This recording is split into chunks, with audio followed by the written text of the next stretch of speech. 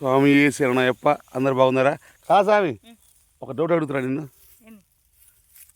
ఇవాళ మా వరి కుప్పలు కడుతున్నాం, వరి కుప్పలు వరి మోపులు కడుతున్నాం అన్నమాట. చెప్తురా, నువ్వు నిన్న పుష్ప సినిమా చూసినావు కదా? పుష్ప చూసినా. దాని రివ్యూ చెప్పు. ఇవాళ నువ్వు రివ్యూ చెప్పాలి. అట్టిన సినిమా రివ్యూ అంటే ఫస్ట్ నాకు నేను చూడలేదు స్వామి, నేను చూడకూడదు కదా. వాళ్ళే అందరూ హీరోయిన్, హీరో, విలన్స్, పోలీస్ అందరూ వాళ్ళేగా.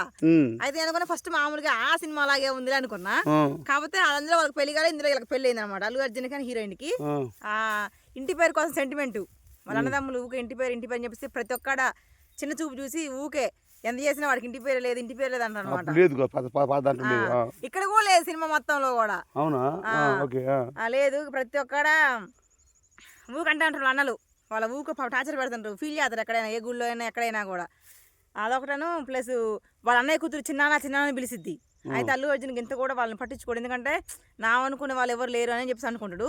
లాస్ట్లో వాళ్ళ ఆమె ప్రెగ్నెన్సీ కన్ఫర్మ్ అయినప్పుడు అందరూ సంతోషపడితే అల్లు అర్జున్ ఏడుతుడు. అప్పుడు బాధ అనిపించింది. ఎందుకు ఏడుతుడు అంటే, ఒకవేళ కొడుకు పుడితే నేను ఎంతమంది ఎంత చేసినా కూడా కొడుకు పుడితే ఇంటి పేరు కూడా ఇలా అని తండ్రిని అయినా అని చెప్పేసి ఏడుతుడు. అందరు సంతోషపడతారు. ఆ పుష్పకి కొడుకు అట్లా అలా హీరోయిన్ బాధపడ్డది. అప్పుడు నా భర్త కళ్ళలో నీళ్ళు చూసినా ఓన్లీ ఇంటి పేరు కోసమే అని చెప్పేసి అదొకటను. ప్లస్ మళ్ళీ అదొకటి వాళ్ళ అప్పుడు బాగా అమ్మవాళ్ళ తయారై డాన్స్ యాత్ర మస్తు యాత్ర డాన్స్ ఎందుకు చేసి అడిగిద్ది. అలా అడిగిద్ది. అడిగితే నాకు అమ్మాయి పుట్టాలని అమ్మవారి దగ్గర అమ్మవారి అలంకరణ చేసుకొని అందుకే అమ్మాయి కోసం నాట్యం ఆడినా అంటాడు. ఎందుకు స్వామి అంటే, అబ్బాయి పుడితే ఇంటి పేరు ఇలా నేను అంత దురదృష్టమంతున్నాయి అని చెప్పేసి ఆయన ఏడుతుడు.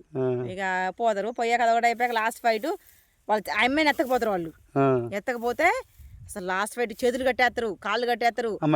అమ్మాయి కాదు, హీరోకి అల్లు అర్జున్కి కట్టేసి అలంకారం చేస్తారు. వాళ్ళు కట్టేసి ఆ అమ్మాయిని ఒక గీత పడ్డ ఊకుని అంటాడు అల్లు అర్జున్. ఎట్లా ఏం చేస్తామని చెప్పేసి అప్పుడు ఆ అమ్మాయికి అంతా ఇట్లా చికా చేస్తుంటే అన్ని చూసి తట్టుకోలేక అసలు ఏం లేదు, పులొచ్చి మీద పడిద్దిగా పోయి గొంతులు కొరకడమే.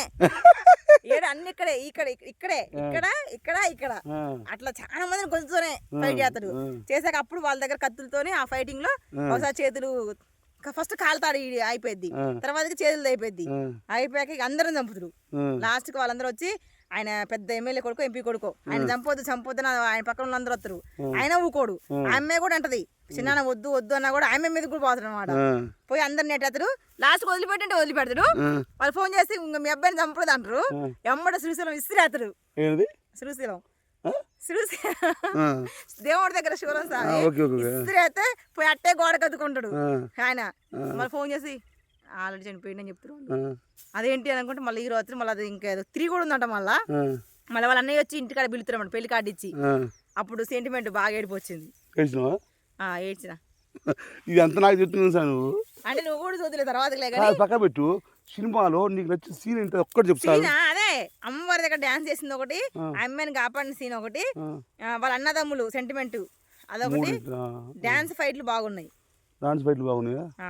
పాటలు బాగున్నాయి. పాటలు వాళ్ళిద్దరు భార్య భర్తలు చేసిన పాట కూడా బాగానే ఉంది, అమ్మవారి దగ్గర పాట బాగానే ఉంది, మంచిగా ఉంది. సరే ఇది అంతేందుకు, సినిమా బాగుంది.